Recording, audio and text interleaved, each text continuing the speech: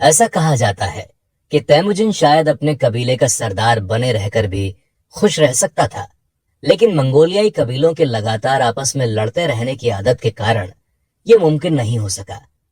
औंग खान से अपनी सुरक्षा का सौदा करने के बाद तैमुजिन अपने परिवार के साथ शांति से रहने एक दूर इलाके में चला गया, मगर यहां भी मुसीबतों ने उसका पीछा नहीं छोड़ा। जैसा कि हमने पहले बताया था कि तैमुजिन के पिता ने उसकी मां होलन का अपहरण मर्केट कबीले से करने के बाद उससे शादी कर ली थी। अब यही मर्केट कबीला उस अपहरण का बदला लेने के लिए तैयार था और अपनी नजर तैमुजिन के परिवार पर जमाए बैठा था। मगर उनकी नजर होलन पर नहीं, बल्कि तैमुजिन की नई पत्नी बोर्टे पर थी। तैमुजिन का कैरेट कबीले के साथ रहने के बजाय अकेले मध्य एशिया के मैदानों में रहने का फैसला शायद उस पर बहुत भारी पड़ने वाला था। तैमुजिन का परिवार अब बड़ा हो चुका था और उसमें उसकी नई पत्नी बोर्टे के अलावा उसकी मां होलन, छोटा भाई खसर, सौतेला भाई बेलगुटी, बेलगुटी की मां सोचिगेल और एक अनजान बूढ़ी उम्र की औरत शामिल थी। इसके अलावा उनके साथ बोरचू और जेल में नाम के 2 युवक भी रहते थे। एक दिन सुबह खेर लेन नदी के किनारे जब तैमुजिन का परिवार गहरी नींद में सो रहा था, तब मर्केट कबीले का एक झुंड उनकी तरफ तेजी से बढ़ने लगा। मर्केट कबीला 18 साल बाद होलन के अपहरण का बदला लेने आया था। जैसे ही मर्केट कबीला तैमुजिन के परिवार के नजदीक पहुंचा, उनके घोड़ों की टापों की आवाज ने तैमुजिन के परिवार को जगा दिया। तैमुजिन ने जल्दबाजी में अपने साथ अपनी मां, बहन और 6 साथियों को लिया और वहां से भाग निकला। मगर मर्केट कबीले से बचने की जल्दबाजी में वो अपनी पत्नी बोर्टे, सौतेले भाई की मां सोचिगेल और बूढ़ी औरत को पीछे छोड़कर चला गया। जहां तैमुजिन का परिवार रुका हुआ था, वहां पर खुले मैदान होने के कारण किसी भी प्रकार की सुरक्षा नहीं हो सकती थी।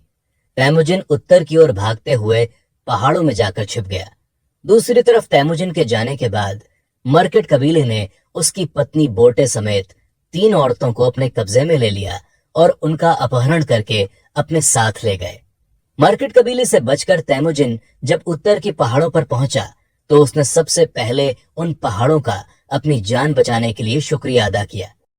वहीं से तैमुजिन ने पहाड़ों को अपना देवता मानकर उन्हें पूजना शुरू कर दिया।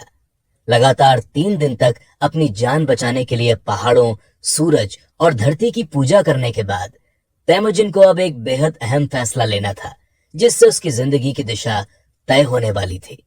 उसके सामने अब 2 रास्ते थे।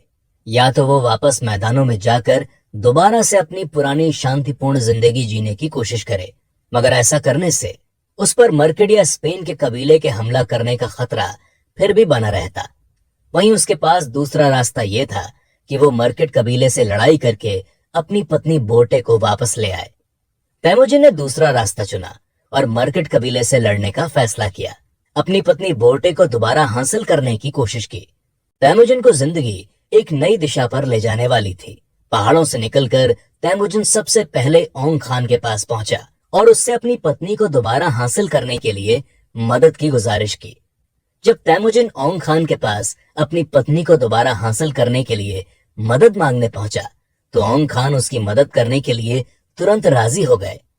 तैमुजिन ये जानता था कि औंग खान और मर्केट कबीले के बीच पुरानी दुश्मनी है, इसीलिए उसने इस बात का फायदा उठाया। दूसरी ओर औंग खान को भी अपने पुराने दुश्मन मर्केट कबीले पर हमला करने का एक और मौका मिल रहा था। मर्केट कबीले के खिलाफ लड़ाई के लिए औंग खान ने तैमुजिन को जादरान कबीले से मदद मांगने भेजा। तैमुजिन का पहला दोस्त जामुखा इसी जादरान कबीले का सदस्य था। जामुखा ने जादरान कबीले के खान को औंग खान के साथ मर्केट कबीले पर हमला करने के लिए राजी कर लिया।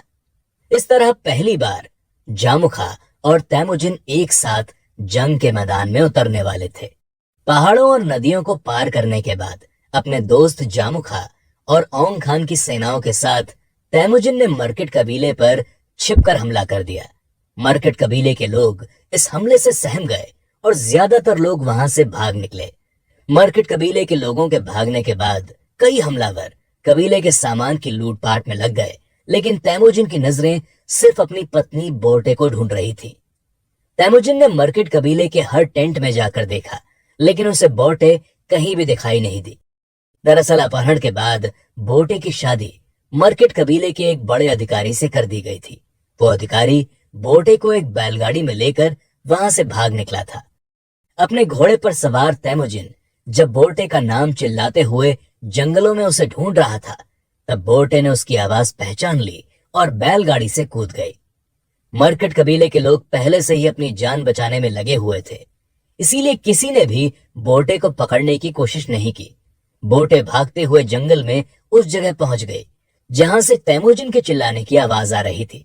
इस तरह आखिरकार तैमुजिन ने अपनी पत्नी बोटे को दोबारा हासिल कर लिया। हालांकि तैमुजिन मरकट कबीले द्वारा अपहरण करके ले जाई गई अपने परिवार की अन्य 2 महिलाओं को नहीं ढूंढ सका।